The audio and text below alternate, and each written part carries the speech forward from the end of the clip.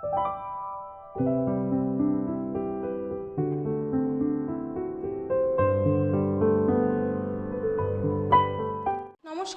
আপনাদের সবাইকে স্বাগত জানাই। আজকে আমি বাংলাদেশের একটি বিখ্যাত রেসিপি তোমাদের সাথে শেয়ার করছি। রেসিপিটি হলো ইলিশ মাছের লেজার ভর্তা। এখানে দুটো লেজা রয়েছে। লেজা দুটোকে আমি লবণ হলুদ দিয়ে ভালো করে মেখে নিচ্ছি। লবণ হলুদ, এবার হাত দিয়ে ভালো করে মেখে নিচ্ছি। ইলিশ মাছের লেজাতে অনেক কাঁটা থাকে, তাই ইলিশ মাছের লেজা দিয়ে এইভাবে যদি ভর্তা বানিয়ে খান খেতে খুব ভালো লাগবে। চলুন তাহলে এবার রেসিপিটি শুরু করছি। প্যানে সর্ষের তেল দিয়ে দিচ্ছি। লেজা দুটোকে ভালো করে ভেজে নিচ্ছি। উল্টে দিচ্ছি, উল্টে পাল্টে ভালো করে ভেজে নিচ্ছি। ইলিশ মাছের লেজা দুটো কিন্তু ভাজা হয়ে গেছে। এবার নামিয়ে নিচ্ছি। যে কোনো ভর্তা বানাতে গেলে শুকনো লঙ্কা আর রসুন দিতেই হবে, তাই শুকনো লঙ্কা দিয়ে দিচ্ছি, কয়েক কোয়া রসুনও দিয়ে দিচ্ছি। ভর্তাতে শুকনো লঙ্কা আর রসুন না দিলে খেতে ভালো লাগে না, তাই শুকনো লঙ্কা আর রসুনটা ভালো করে ভেজে নিচ্ছি।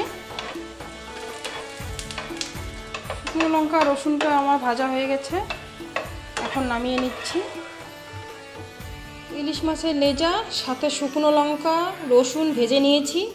এবার ইলিশ মাছের লেজার থেকে কাঁটা ছাড়িয়ে নেব।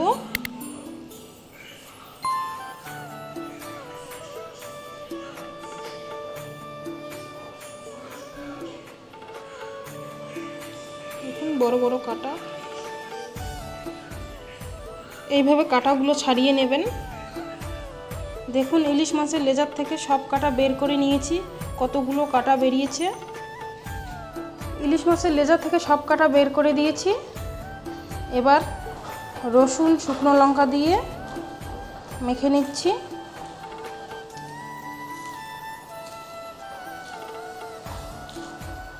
এরপর দিয়ে দিচ্ছি পেঁয়াজ কুচি, কাঁচা লঙ্কা কুচি, স্বাদ মতো একটু লবণ দিয়ে দিচ্ছি। উপর থেকে একটু কাঁচা সর্ষের তেল দিয়ে ভালো করে মেখে নেব। একবার হলেও এইভাবে ইলিশ মাছের লেজা দিয়ে ভর্তা বানিয়ে খাবেন। আশা করছি আপনাদের ভালো লাগবে। আমার তো খুবই ভালো লাগে, আশা করি আপনাদেরও ভালো লাগবে।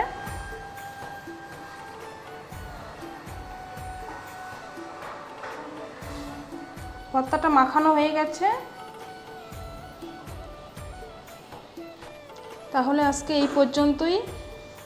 সবাই ভালো থাকবেন, সুস্থ থাকবেন। দেখা হচ্ছে পরবর্তী কোনো নতুন রেসিপি নিয়ে।